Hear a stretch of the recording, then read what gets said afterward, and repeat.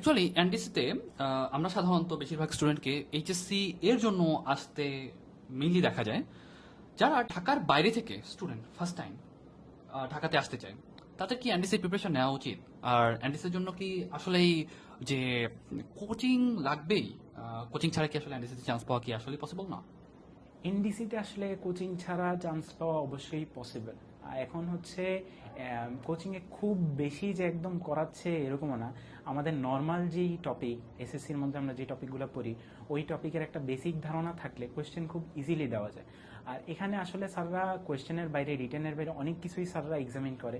যেমন ভাইবার সময় আমাদের অ্যাটিটিউড দেখে, তারপর হচ্ছে আমাদের অ্যাপ্রোচগুলো কীরকম সেটা দেখে। অ্যাজ এ হোল সব কিছু বিবেচনা করে আসলে রেজাল্টটা দেওয়া হয়, পুরোপুরি একদম রিটেন এক্সামের উপর দেওয়া হয় না। যে কারণে কোচিং খুব বেশি ম্যান্ডেটরি না।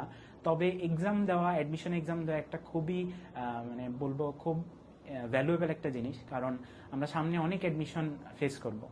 তো এটা একটা আমাদের জন্য হেল্প হবে যে অ্যাডমিশনের এনভায়রনমেন্ট কীরকম, এটা আমরা একটা থিত হয়ে যাব আগে থেকেই।